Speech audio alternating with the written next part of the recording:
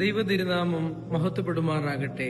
കർത്താവിൽ അനുഗ്രഹീതരെ, പരിശുദ്ധമായ വലിയ നോമ്പിലെ 23-ാം ദിവസമായ ഇന്ന് നമ്മൾ ധ്യാനിക്കുന്ന വേദഭാഗം വിശുദ്ധ മർക്കോസ് എവൻഗേലിസ്ത എഴുതിയ സുവിശേഷം 12-ാം അധ്യായം 35 മുതൽ 44 വരെയുള്ള വേദഭാഗമാണ്. ദാവീദിന്റെ പുത്രനെ കുറിച്ചുള്ള ചോദ്യം പുരോഹിതന്മാർ തമ്മിൽ ഉണ്ടായപ്പോൾ ദാവീദിന്റെ പുത്രനായ ദൈവം, ദാവീദ് തന്നെ പരിശുദ്ധാത്മാവിൽ നിറയപ്പെട്ട് അവന്റെ കർത്താവാകുന്നു എന്ന് പറയുന്നതിലൂടെ പുത്രനാം ദൈവത്തിന്റെ ഈ ഭൂലോകത്തുള്ള ദൈവത്തിന്റെ വ്യാപാരത്തെ യേശു ക്രിസ്തു വളരെ മനോഹരമായി വരച്ചു കാട്ടുന്ന ഒരു വേദഭാഗം. അതോടൊപ്പം ഈ ലോകത്തിൽ ശാസ്ത്രിമാരെ സൂക്ഷിച്ചുകൊണ്ട് അവരുടെ ജീവിത രീതികളിൽ നിന്നും മാറി വ്യത്യസ്തമായി ദൈവാരാധനയിലും ദൈവകേന്ദ്രീകൃതമായി ജീവിക്കുവാനും അവരെ ഓർമ്മപ്പെടുത്തുന്ന ഒരനുഭവം. അതോടൊപ്പം തന്നെ വിധവയുടെ 2 ചില്ലിക്കാശിനെ കുറിച്ച് വളരെ ധ്യാനാത്മകമായി യേശു ക്രിസ്തു പഠിപ്പിക്കുന്ന ഭാഗവും. ഈ 3 ചിന്തകളും നമ്മുടെ ജീവിതത്തെ വളരെ ആഴത്തിൽ ചിന്തിപ്പിക്കുന്നതാണ്. ഒന്ന്, വിശുദ്ധ തൃത്വത്തിലുള്ള വിശ്വാസമാണ്. പിതാവും പുത്രനും പരിശുദ്ധാത്മാവും ഈ ലോകത്തിന്റെ ആരംഭം മുതൽ ഇന്ന് വരെ ഈ ഭൂമിയിൽ നമ്മോടൊപ്പം നിലനിൽക്കുന്നു എന്നുള്ളതിന്റെ ആഴമായ വിശ്വാസം. ആദിയിൽ സൃഷ്ടികർത്താവായി ദൈവം ഈ ഭൂമിയെ സൃഷ്ടിക്കുന്നു, മനുഷ്യനെ സൃഷ്ടിച്ചു, സർവവും നല്ലതായി കണ്ടു, തിരുത്തപ്പെടേണ്ടവയെ തിരുത്തപ്പെടുത്തി.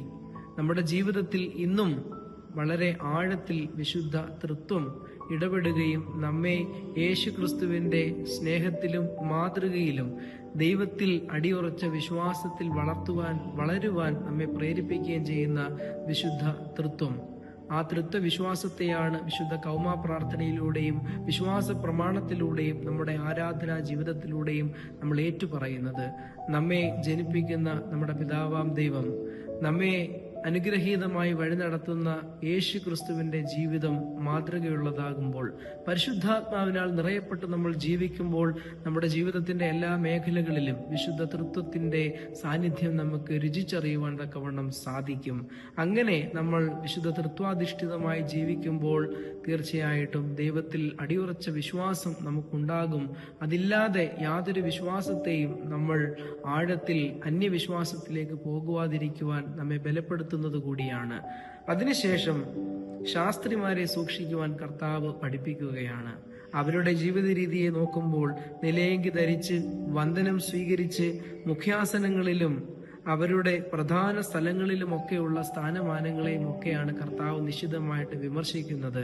മാതൃകകളെ തിരഞ്ഞെടുക്കുമ്പോൾ അപ്രകാരം യേശു ക്രിസ്തുവിന്റെ ജീവിതത്തെ നോക്കി കണ്ട് ജീവിക്കുന്ന മാതൃകകളെ നമ്മൾ സ്വീകരിക്കണമെന്ന് യേശു ക്രിസ്തു പഠിപ്പിക്കുകയാണ്.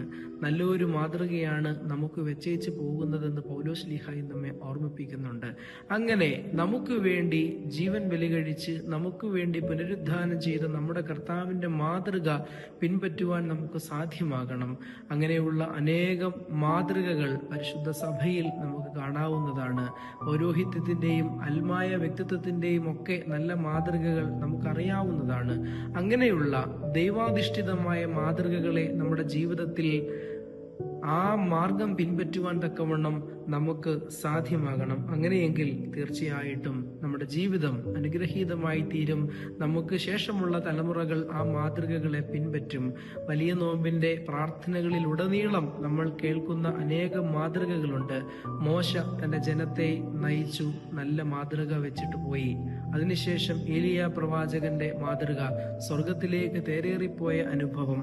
അതിനുശേഷം തീച്ചൂളയിലെ ബാലന്മാരെ ദൈവം സംരക്ഷിച്ച അനുഭവം, സിംഹക്കുഴിയിൽ ദാനിയേലിനെ ദൈവം സംരക്ഷിച്ചതായിട്ട്.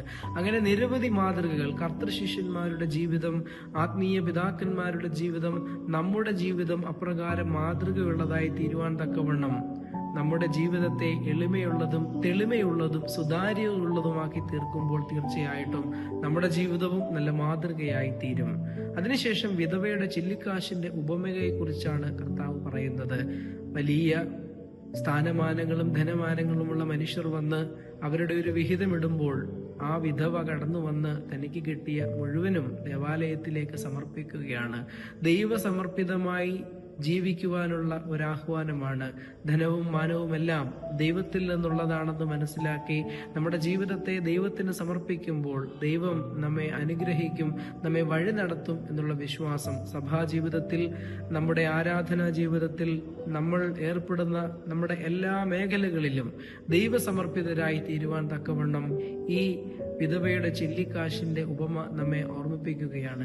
ഈ നോമ്പ് കാലഘട്ടത്തിൽ ദാനധർമ്മത്തെ നമ്മൾ അപ്രകാരം ചിന്തിക്കുമ്പോൾ, എനിക്ക് ഉള്ളതിൽ നിന്നൊരംശം എൻ്റെ സഹോദരന് മാറ്റിവെക്കുവാൻ, വിശക്കുന്നവന് അപ്പം കൊടുക്കുവാൻ, ദാഹിക്കുന്നവന് ജലം നൽകുവാൻ, നഗ്നനായവനെ ഉടുപ്പിക്കുവാൻ, വീടില്ലാത്തവന് വീടൊരുക്കുവാൻ, ചികിത്സയ്ക്ക് ആവശ്യമുള്ളവർക്ക് അതിനുള്ള സഹായം നൽകുവാൻ, അങ്ങനെ വിവിധ ആവശ്യങ്ങൾ നമ്മളാൽ കഴിയും വിധം ചെയ്യുമ്പോൾ തീർച്ചയായിട്ടും വിധവയുടെ ചില്ലിക്കാശിനോളം നമ്മുടെ ജീവിതവും എത്തും എന്നുള്ളതിന് യാതൊരു സംശയവുമില്ല. അപ്രകാരം നമ്മുടെ ജീവിതത്തെ ധനമാനങ്ങൾക്കുപരിയായി ദൈവസമർപ്പിതമായി ജീവിക്കുവാൻ നമുക്ക് സാധ്യമാകണം. വിശുദ്ധ തൃത്വ അധിഷ്ഠിതമായ വിശ്വാസം, നമ്മുടെ ജീവിതം നല്ല മാതൃകയുള്ളതായി തീരുവാൻ, ദൈവത്തിന്റെ ഹിതമനുസരിച്ച് ജീവിക്കുവാൻ, ക്രിസ്തുവിന്റെ മാതൃക പിൻപറ്റുവാൻ നമുക്ക് സാധിക്കണം.